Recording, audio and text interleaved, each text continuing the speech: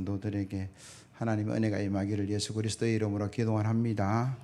여러분들 한번 믿음으로 기도하시고 조금 더 인내하시면 좋겠다. 이 또한 지나가리라.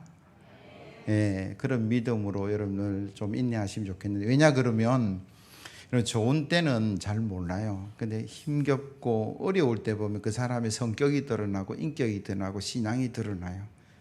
그래서 그 어려움을 어떻게 이겨내느냐에 따라서 그 사람의 인격과 신앙이 다르다, 그렇게 말할 수 있는 거죠. 좋을 때야 누구든지 다 좋을 수 있어요. 그러나 힘들 때 기도할 수 있고 힘들 때 믿음을 가지고 나가는 게 너무나 중요하다. 미국의 하버드 대학의 한 교수가 행복한 삶의 비결이 무엇인가, 졸업생 268명을 대상으로 그들의 건강을 체크하고 삶의 배경들을 체크하고 뭐 식습관까지 다 체크를 하고 한번 그 삶을 어떻게 살아가는가 조사를 했어요. 수십 년을 조사를 했는데 한참 세월이 지나고 보니까 어떤 사람은 상원 의원이 되어 있고 어떤 사람은 판사가 되어 있고 자기의 꿈을 이루는 많은 사람들이 있는가 하면, 또 어떤 사람은 우울하고 또 뭐 알코올 중독에 마약 중독에 그런 결과가 드러나더라는 게, 하버드 대학 정도면 아마 머리도 좋고 나름 배경도 집안 배경도 좋았을 것인데 왜 이런 다른 결과가 났을까? 이런 조사 과정 속에 밝혀진 것 중에 하나가 뭐냐 그러면, 그 모든 조사 대상자들의 공통점이 고난의 시간을 겪었더라라는 거예요. 아무리 집안이 배경이 좋고 아무리 건강해도 문제는 늘 인생에 다가오더라. 그래서 인생에 고비가 있었는데 이 고비에서 어떤 사람은 성공으로 가고 어떤 사람은 실패로 가고 어떤 사람은 알코올 중독으로 가고 어떤 사람은 기도 현장으로 가는 그것을 발견하게 되었고요. 더 나아가서 그러면 누구는 알코올 중독이 되고 누구는 바른 삶을 살아가느냐, 한마디로 말하면 사랑, 그렇게 이야기해요. 그 사람 가슴에 사랑이 있으면 그 사랑으로 어려움들을 이겨내었고, 사랑이 없으면 그 어려움에 더 어려움이 처하더라. 물론 뭐 금수저도 있었고 집안 배경 좋은 사람도 있었고 주변에 많은 일들이 있었는데 한마디로 공통적으로 한 이야기가 뭐냐, 사랑, 그렇게 이야기해요.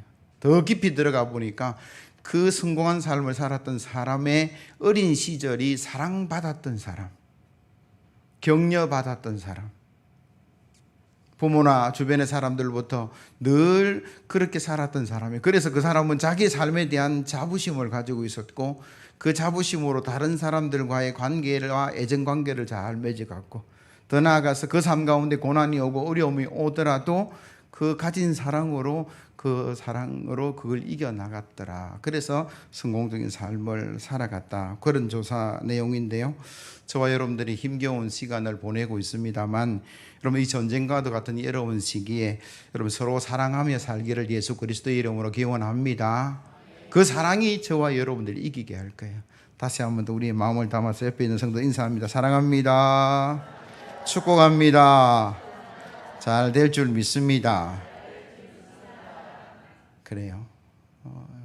어떤 것이 잘 되면 잘 되는 이유가 있고 안 되면 안 되는 이유가 있어요. 그래서 우리가 결과에 대해서 뭔가 잘못됐다 잘 됐다 그러면 왜 그럴까를 한번 좀 생각해 보아야 되는데, 본문으로 돌아가서 오늘 본문에 바울의 베레아에서 성공적인 전도 사역을 했다, 그런 기록을 해요. 오늘 제목을 제가 이렇게 잡았습니다. 그 중에 많은 믿는 사람이 많더라. 이러한 부흥과 선교가 어떻게 가능했을까 묵상하면서 우리 삶의 은혜를 나누기를 예수 그리스도의 이름으로 기원합니다.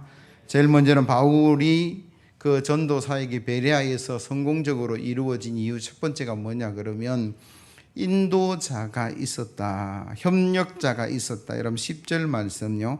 밤에 형제들이 곧 바울과 실라를 베레아로 보내니 그들이 이르러, 15절은 이렇게 이야기합니다. 바울을 인도하는 사람들이 그를 데리고 아덴까지 이르러.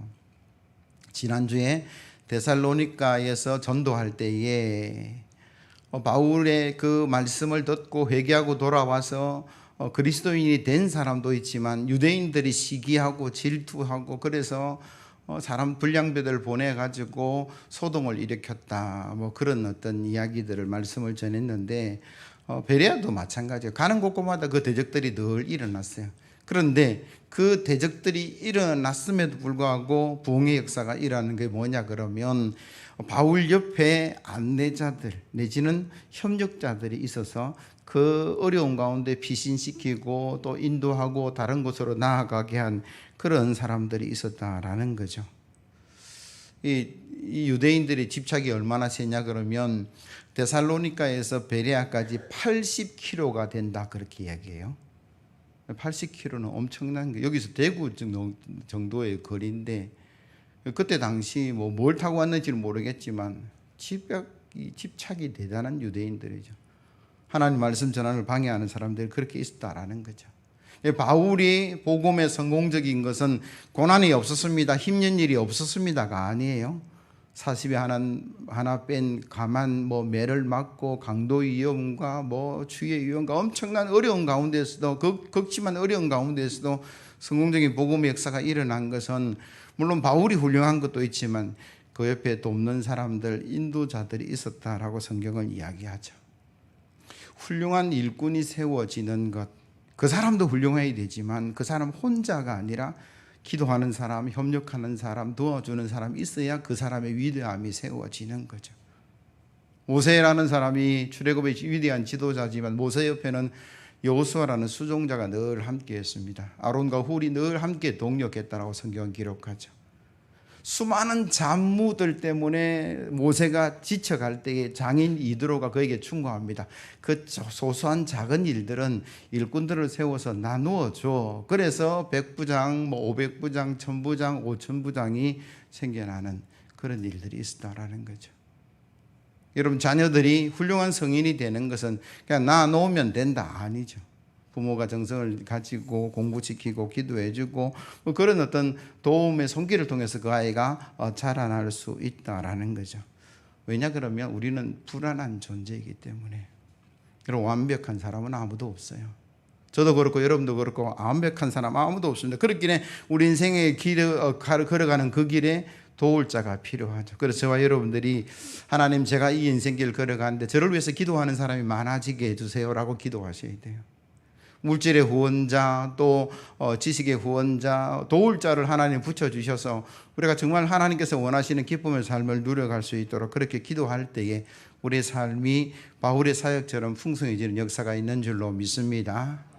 초등학교 체육관에서 운동회를 열었어요. 각 반별로 모여서 응원도 하고 하는데 뜀틀 시간이 되어서 각 반별로 대표가 나와서 1단, 2단 이렇게 넘는 그런 시합을 했어요. 최고가 누군지. 대부분 아이들이 5단, 6단에서 멈추는데 한 아이가 7단을 뛰어넘고 8단을 뛰어넘고 9단을 뛰어넘었어요.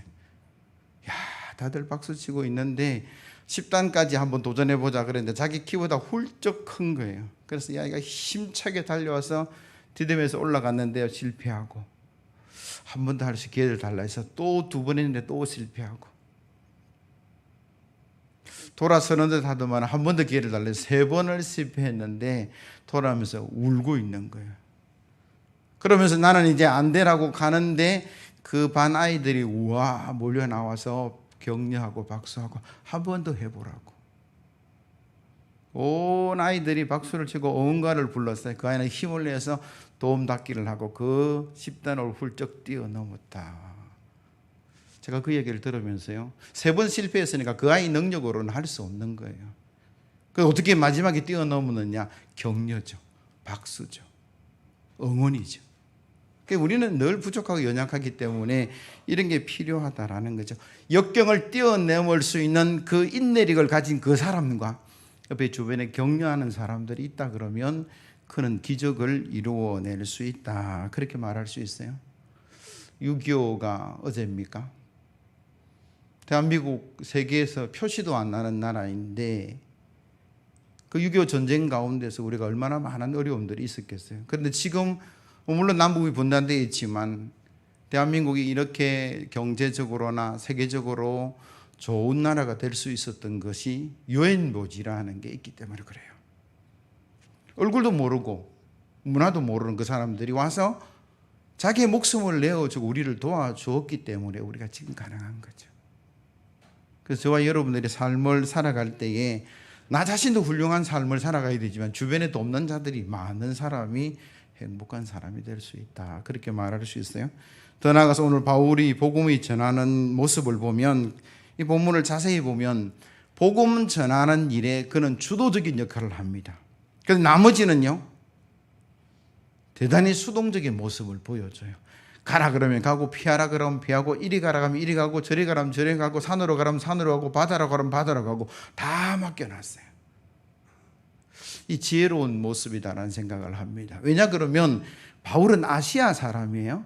고향이 아시아 다소인데, 근데 지금 마게도니아 유럽 땅으로 넘어와서 사람도 다르고 언어도 다르고 문화도 다르고 지형도 다른 그곳에서 아무리 바울이 전도자의 어떤 주도권을 가지고 있지만 낯선 길 한 번도 안 가본 길에, 그러니까 성령의 인도를 받아야 되고 가이드의 인도를 받는 게 지혜로운 거죠. 어떤 사람이 함께 일을 하다 보면 자기가 주도자 많아요. 그런데 알지도 못하면서 반드시 내 생각대로 내 뜻대로 내 고집대로 해야 된다라고 하는 사람들이 있어요. 그러다면 그 공동체는 세워질 수 없다라는 거죠. 결국 저와 여러분들이 열심히 살아가야 되지만 주변에 많은 사람들이 협력이 일어나서 저와 여러분의 삶에 하나님의 축복이 넘치기를 예수 그리스도의 이름으로 기원합니다. 두 번째로 베라에서 복음이 성공적으로 전한 이유, 두 번째 이유가 뭐냐 그러면 참 당연한 말씀 같지만 좋은 베리아 사람을 만났기 때문이다. 여러분 11절 12절 말씀 같이 한번 읽어봅니다. 시작. 베레아에 있는 사람들은 데살로니가에 있는 사람들보다 더 너그러워서 간절한 마음으로 말씀을 받고 이것이 그러한가 하여 날마다 성경을 상고함으로 그 중에 믿는 사람이 많고 또 헬라의 기부인과 남자가 적지 아니하나. 아멘. 데살로니가에서도 말씀이 뿌려졌고 빌립보에서도 말씀이 뿌려졌고 베레아에서도 말씀이 뿌려졌는데 전도자가 같고 하나님 말씀이 같아요. 그런데 어떤 곳에서는 30배, 60배, 100배의 결실을 맺었는데 이 베레아에서의 전도의 성공은 뭐냐? 말씀이 달라서 그런 것이 아니고 전도자가 달라서 그런 것이 아니고 베레아 사람들의 마음밭이 달라서 그렇다라고 오늘 성경은 말씀하시는데, 구체적으로 마음밭이 도달하는 것은 첫 번째가 너그럽다라는 표현을 쓰고 있어요. 베레아에 있는 사람들은 데살로니가에 있는 사람들보다 더 너그러워서, 이 말을 원어를 찾아보니까 귀하다, 존귀하다, 고귀하다. 옛날 성경에는 더 신사적이어서 그렇게 기록하는데, 우리가 정확하게 알아야 될 말은 이 고귀하다, 신사적이다는 말은 신분의 이야기가 아니에요. 신분의 차이가 말하는 게 아니라 어떤 삶의 성품, 자세가 호의적이다, 이런 이야기예요. 사도 바울이 전도를 하는데 그 전도에 관한 이야기를 듣는 그 베레아 사람들의 마음이 넓게 열렸고 호의적이고 더 나아가서 신사적이었다라는 의미입니다. 그래서 그 사람들이 말씀을 들으면서 간절한 마음으로 그 말씀을 받았다. 제가 이 말씀을 준비하면서 상상을 한번 해봤는데 아마도 베레아 사람들은 말씀을 들으면서 핸드폰 보거나 딴 생각은 안 했을 것이다라는 생각을 해요. 근심 걱정 붙들고 있지는 않았겠다라는 생각이 들고요. 졸거나 장난치거나 하지 않았어요. 귀를 열고 마음의 문을 열고 아마 아멘, 아멘 그러면서 그 말씀을 받았지 않았을까라는 생각을 해요. 나아가서 바울이 전한 말씀을 한 번만으로 끝나지 않고 진짜 그 말씀이 맞는가 구약을 찾고 신약을 찾고 이 말씀을 찾고, 그래서 상고했다라는 말은 조사하고 연구했다라는 거예요. 그 결과가 베레아의 부흥의 역사다, 그렇게 기록을 하고 있어요. 우리가 삶을 살아가면서 이 베레아 사람들처럼 예배하는 자세, 나아가서 삶을 살아가는 그런 자세가 좋아야만이 하나님의 말씀이 뿌려지고 30배, 60배, 100배의 놀란 결과가 있는 줄로 믿습니다. 여러분, 자세의 문제예요. 태도의 문제죠. 좋은 일이 있든 나쁜 일이 있든 우리가 어떤 자세를 가지고 그것을 살아갈 것이냐, 전혀 다른 결과가 온다라는 거죠. 불평하고 원망할 것인가, 믿음으로 갈 것인가, 전혀 다른 결과죠. 출애굽은 다 같이 했는데 어떤 사람은 가나안에 들어가고 어떤 사람은 광야에서 죽어나간 그 불평과 원망할 거냐, 믿음으로 갈 거냐, 그 자세의 차이예요. 아무리 힘든 상황이라도 하나님을 믿고 성실하게 산다면 반드시 성공할 수 있다, 이런 생각을 가진, 이런 자세를 가진 소년 한 명 있었는데 그 소년의 이름이 로젠버그. 어려운 환경에 태어났지만 그는 하나님을 신뢰했습니다. 그래서 열심히 일했고 늘 10의 1조를 드렸고 조그마한 허드렛 일이지만 최선을 다해서 사람들에게 인정받으려고 했고, 그러면서도 그가 말하는 것은 내가 여기서 뭘 배울 것인가. 그의 자서전에 이 세 가지 이야기를 꼭 합니다. 내가 하나님의 일들을 이루고 또 더 나아가서 허드렛 일이라 할지라도 최선을 다하고 나는 배우리라. 처음에는 뭐 큰 효과가 없었대요. 그 친구가 말하기를, 야, 돈도 몇 푼 못 벌, 무슨 11조는 무슨 11조 저축하고 저금해, 뭐 이렇게 사업 자금을 마련해야지, 뭐 이렇게 충고할 정도였다라는 거죠. 그러나 그는 하나님을 신뢰하고 나아갔어요. 30세에 모빌 런치라는 식재료 회사를 세웠고 곧 이어서 던킨 도너츠라는 회사를 세웠어요. 누군지 알겠죠? 여러분들이 뭐 한 번쯤 먹어볼 만한 그 던킨 도너츠를 세운 사람이 로젠버거라는 사람입니다. 72세에 그의 생일 파티에서 이런 말을 했대요. 나는 가난했고 배우지 못했습니다. 그러나 항상 하나님께서 저의 부족함을 채워주셨습니다. 성공은 지식에 있지 않고 태도에 있다고 저는 믿습니다. 그리고 어떤 일을 만나든지 우리의 자세와 태도가 좋은 일이든 나쁜 일이든 우리가 한번 이겨보리라. 하나님을 신뢰하고 나아가리라. 하나님께서 기뻐하시면 아무리 가나안의 성이 높고 크고 뭐 안악자손이 있다 해도 가능할 것입니다. 그런 믿음의 자세가 우리에게 필요하다라고 성경은 말씀하세요. 어려운 시기 가운데 하나님을 신뢰하시고 믿음으로 승리하는 저와 여러분들이 되어야 될 줄로 믿습니다. 마지막으로 바울의 선교가 성공적이었던 것은 대적자들과 싸우지 않았다, 피했다, 평화를 추구했다. 오늘 13절 이하의 말씀인데요. 데살로니가에 있는 유대인들은 바울이 하나님 말씀을 베레아에서도 전하는 줄을 알고 거기서도 가서 무리를 움직여 소동하게 하거늘 형제들이 곧 바울을 내보내어 바다까지 가게 하되 실라와 디모데는 아직 거기 머물더라. 바울을 인도하는 사람들이 그를 데리고 아덴까지 이르러 그에게서 실라와 디모데를 자기에게로 속히 오게 하라는 명령을 받고 떠나더라. 바울은 복음 전도자죠. 복음이 뭡니까? 굿뉴스예요. 기쁜 뉴스예요.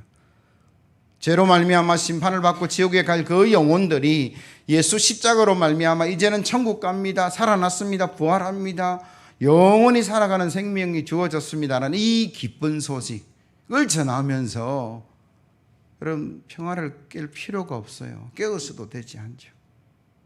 싸워서 되지 않는다라는 거예요. 그럼 가족 간에 이웃 간에 사랑해도 짧은 시간인데 왜 싸우는지 모르겠어요. 왜 싸우냐 그러면 자기의 남아있는 시간이 얼마인지 몰라서 여기 땅에 1000년을 살고 10,000년을 살 것도 착각하니까 쌓고 모으고 싸우고 다투고 그렇게 살아가는 거예요. 바울이 싸울 수 있었어요. 논리가 없습니까? 능력이 없습니까? 근데 바울의 선택은 나는 복음을 전하면서 싸우지 아니하리라. 하나님의 일을 감당하면서 나는 평화를 이루리라. 그렇게 그는 선택하고 나아갔다라는 거죠. 예수 믿는 사람은 평화의 사도가 되어야 됩니다. 마태복음 5장 9절 말씀, 화평케 하는 자는 복이 있나니 그들이 하나님의 아들이라 일컬음을 받을 것이요. 우리가 어떤 마음으로 살아갈 것인가?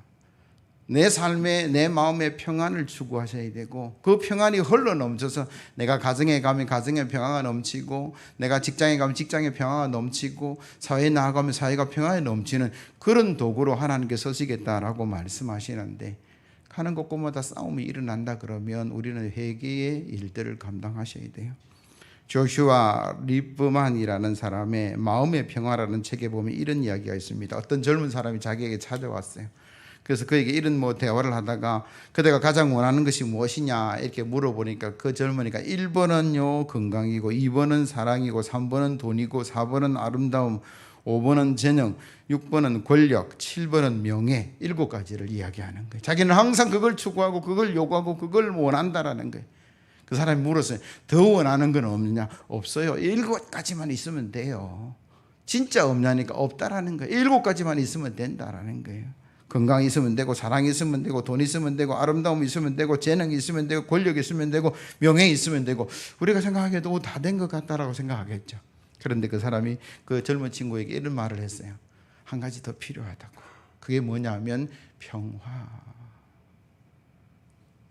이 7가지를 다 가진다 할지라도 전쟁이 일어난다 그러면 그것 다 놓아두고 도망을 가야 되고, 이게 전쟁이 안 일어난다 할지라도 다 있어도 내 마음에 평안이 없다면, 우리 가정에 평화가 없다면, 늘 다투고 싸우는 일이 일어났다면 그거 아무 소용이 없다라는 이야기를 했다라는 거예요.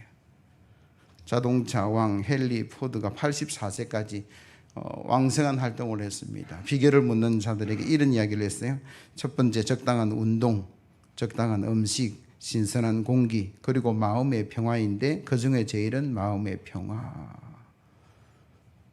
평화라는 그릇이 우리 속에 있어야만이 건강도 담을 수 있고 명예도 담을 수 있고 물질도 담을 수 있고 다 담는데, 내 마음에 늘 불안이 있으면 그거 다 있어봤자 무슨 소용이 있냐라는 거예요. 이 평화라는 주제가 온 인류가 추구하는 가치 중에 하나죠. 그래서 역사적으로 모든 사람들이 다 평화롭기를 원하고 평화의 방법을 이야기하는데, 마르크스나 엥겔스나 공산주의자들은 혁명을 일으켜가지고 다 평등하게, 계급도 없이 다 공평하게 나누면 평화가 찾아올 것이다. 그런데 북한이 평화가 있습니까? 늘 불안하죠. 중국이 그렇습니까? 이게 실패했다는 증거를 보여주는 거죠. 그러니까 양식이 있는, 지식이 있는 사람들이 뭐라고 이야기하냐면 그 물질적인 것으로 안 된다. 마음의, 정신의 어떤 부분이 필요하다. 그래서 철학자 플라톤은요, 지혜, 용기, 절제, 덕이 있으면 평화가 이루어지고, 무신론자 까미는요, 인간이 서로 성실하게 산다면 그게 가능하다. 석가모니는 욕심을 버리면 그게 가능할 것이다. 뭐 그렇게 이야기를 했어요. 어째 보면 조금은 그게 효력이 있을는지 모르겠지만 진짜 진정한 평화를 누리는 방법은 아닙니다. 감정을 조절한다고 해서, 우리가 명상을 한다고 해서, 무슨 사고와 훈련을 한다고 해서, 마인드 컨트롤을 한다고 해서, 요가를 한다고 해서 우리에게 진정한 평화가 올까요? 물론 그때 당시는 마음이 가라앉을 수도 있고 평안이 올 수도 있어요. 근데 그게 없어지면, 또 다른 요소가, 불안의 요소가 찾아오면 또 흔들릴 수밖에 없는 거죠. 그래서 성경은 우리에게 이렇게 이야기합니다.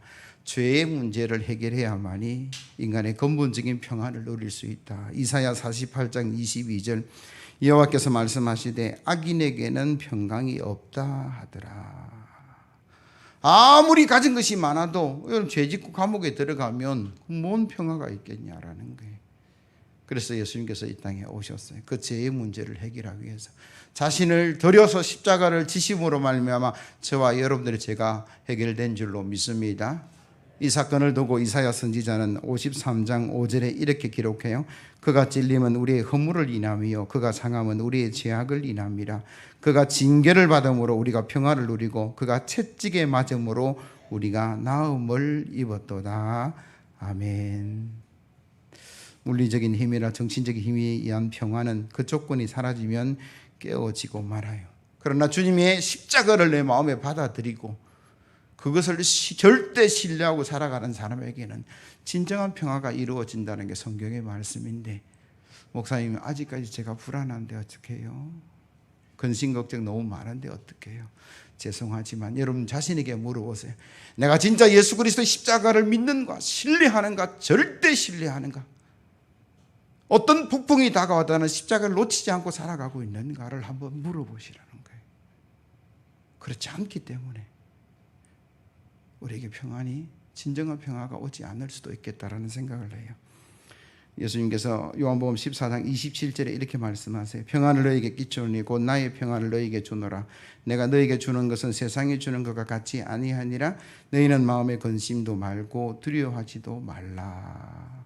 이 말씀에 아멘 하시기 바랍니다. 그리고 일평생 이 말씀을 붙드시고 하늘에 주는 평화를 누리는 저와 여러분들이 되어야 될 줄로 믿습니다. 여러분, 교회 부흥도 평화에서 시작돼요. 아까 장로님 기도하신 것처럼 우리 교회가 2년 연속 수년 내에 부흥을 놓고 기도하는데, 여러분 기도 분명히 하셔야 되지만 우리 스스로가 뭘 이루어 가야 되냐면 화평을 이루어 가셔야 돼요. 부흥을 이야기하면서 다투고 싸우고 나누어지면 거기는 부흥이 일어날 수 없다. 여러분 사도행전 9장 31절, 그리하여 온 유다와 갈릴리와 사마리아 교회가 평안하여 든든히 서가고 주를 경외함과 성령의 이르로 진행하여 수가 더 많아지느라. 교회가 평안해야만이 그 교회 가고 싶죠. 예배하러 갔는데 싸우는 거 보면 에이 안 가고 싶은 거예요.